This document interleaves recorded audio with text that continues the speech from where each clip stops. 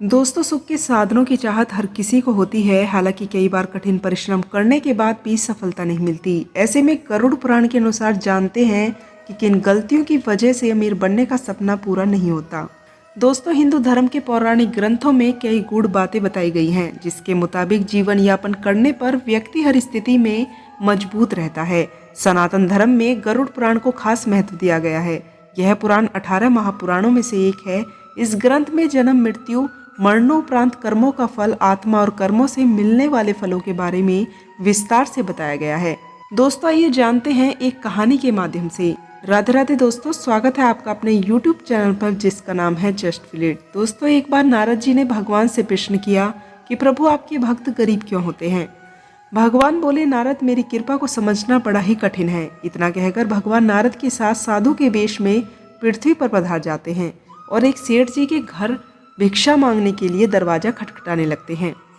सेठ बड़े ही गुस्से में दरवाजे की तरफ आता है और वह देखता है कि दो साधु खड़े हुए हैं। भगवान बोले, भैया, बड़े जोर से भूख लगी है, थोड़ा सा खाना मिलेगा क्या। सेठ जी बड़े ही गुस्से में बोलते हैं, तुम दोनों को शर्म नहीं आती? तुम्हारे बाप का माल है क्या? कर्म करके खाने में शर्म आती है?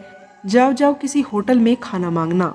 दोस्तों, यह देखकर नारद जी बोले, प्रभु, यह आपके भक्त और आपका निरादर करने वाले सुखी प्राणी हैं, इसको अभी श्राप दीजिए। नारद जी की बात सुनते ही भगवान उस सेठ को अधिक धन संपत्ति बढ़ाने वाला वरदान दे देते हैं। इसके बाद भगवान नारद जी को लेकर एक बुढ़िया मैया के घर गए। दोस्तों, उसकी एक छोटी सी झोपड़ी थी, जिसमें एक गाय के अलावा और कुछ भी नहीं था। जैसे ही भगवान ने भिक्षा के लिए आवाज लगाई, बुढ़िया मैया बड़ी ही खुशी के साथ बाहर आई। दोस्तों, उसने दोनों संतों को आसन देकर बिठाया और उनके पीने के लिए दूध लेकर आई और बोली, प्रभु, मेरे पास तो कुछ नहीं है, इसे ही स्वीकार कर लीजिए। भगवान ने बड़े ही प्रेम से उसे स्वीकार किया। दोस्तों, अब नारद जी ने भगवान श्री कृष्ण से कहा, प्रभु, आपके भक्तों की संसार में कैसी दुर्दशा है।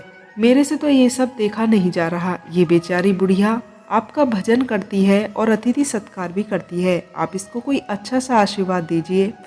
दोस्तों, भगवान ने थोड़ा सोचकर उसकी गाय को मरने का अभिशाप दे डाला। यह सुनकर नारद जी बिगड़ गए और कहा, प्रभु, यह आपने क्या किया। भगवान बोले, यह बुढ़िया मेरे लिए बड़ा ही भजन करती है। कुछ दिनों में इसकी मृत्यु हो जाएगी और मरते समय इसको गाय की चिंता सताएगी कि मेरे मरने के बाद मेरी गाय को कोई कसाई ले जाएगा और जाकर कहीं काट देगा।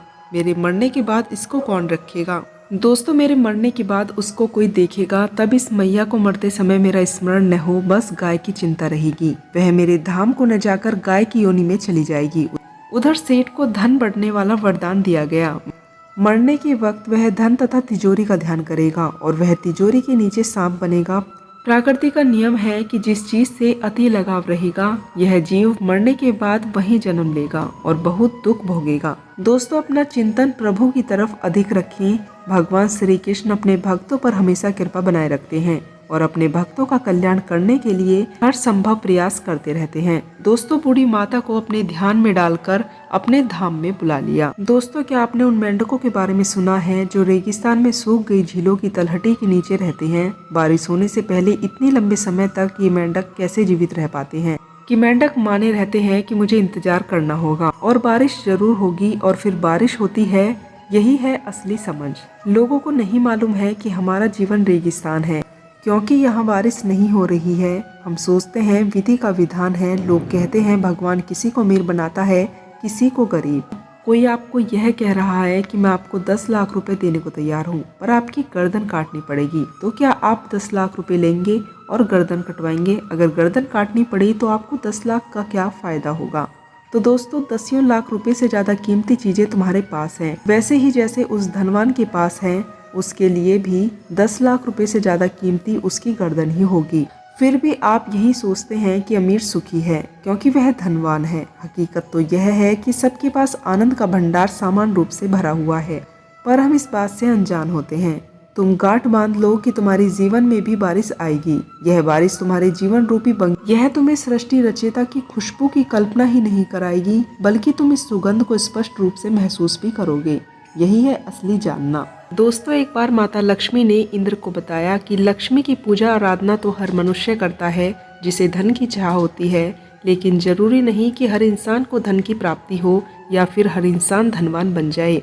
दोस्तों, इस सवाल का जवाब मांगने एक बार स्वयं इंद्रदेव माता लक्ष्मी के समीप गए थे। उनसे पूछा, माता आपकी पूजा अर्चना हर व्यक्ति करता है, तो फिर ऐसा क्यों होता है कि कोई मनुष्य अमीर है और कोई गरीब? इसके जवाब में माता लक्ष्मी ने कहा कि हर व्यक्ति गरीब अपने कर्मों से बनता है, और उससे भी ज्यादा जरूरी है कि जो मेरी पूजा अर्चना करता है वह उसका मान सम्मान भी बनाए रखे। कहने का तात्पर्य यह है कि अगर आप माता की आराधना पूरी श्रद्धा से नहीं करेंगे तो आपको कोई लाभ नहीं मिलने वाला। दोस्तों, इसके अलावा माता लक्ष्मी ने एक बात इंद्रदेव को बताई थी जो सबसे ज्यादा महत्वपूर्ण है।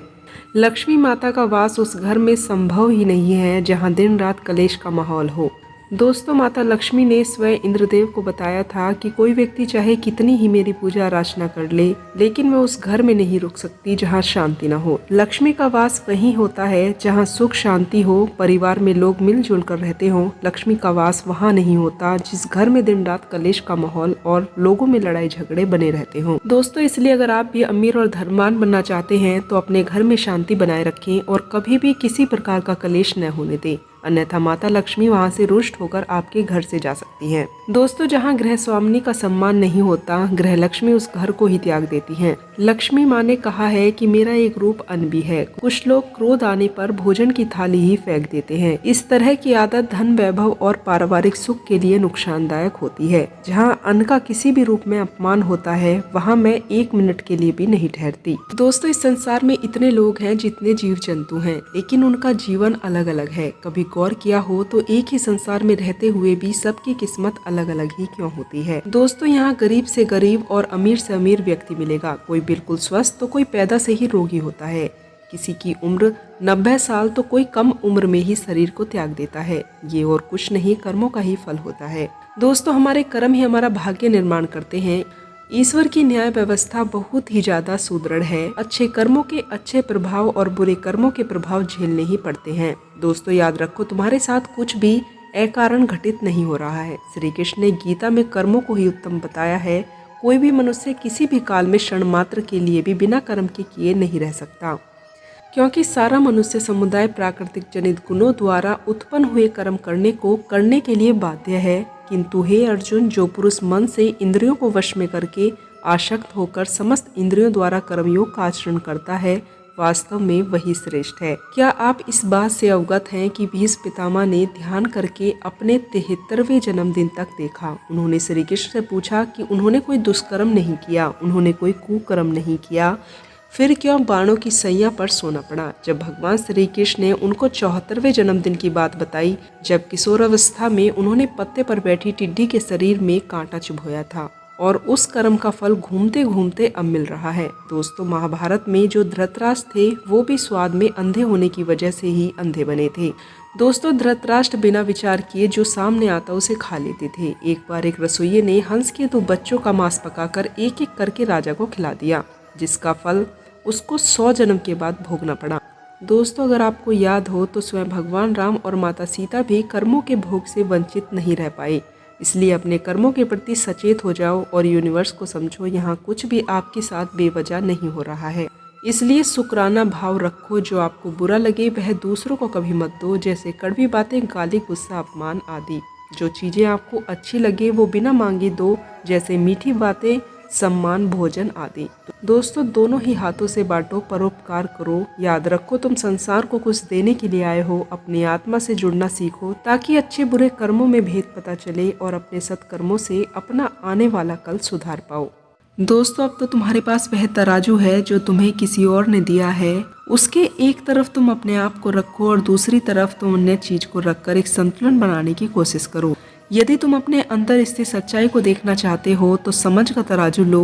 मन में लाए केवल यह विचार, हर हालत में रहेंगे खुश। हो सकता है कि पूरी जिंदगी लोग तुमसे यही कहते हों कि तुम कितने अधूरे हो। मैं तुमसे कह रही हूँ कि तुम एकदम पूर्ण हो सकता है लोगों ने तुम्हें यह बताने की कोशिश की हो कि तुम्हारी चीजें अवास्तविक हैं। मैं तुमसे कहती हूँ कि तुम वास्तविक हो। यह शरीर मिट्टी का बना हुआ है और एक दिन इसी मिट्टी में मिल जाएगा। इस बारे में किसी को सोचना भी अच्छा नहीं लगता, परंतु यह मुझे सच्चाई की याद दिलाता है। दोस्तों, सांस अंदर आ रही है और बाहर जा रही है। सांस की तरह बारिश अपनी इस देह पर बिना रुके लगातार हो रही है। मेरी सलाह है कि जीवन के बगीचे में उन चीजों को बो दो और अन्य हृदय में फूलों के रूप को खिलते और विकसित होते हुए देखो। दोस्तों, एक दिन आएगा जब सांसों की यह बारिश बंद हो जाएगी।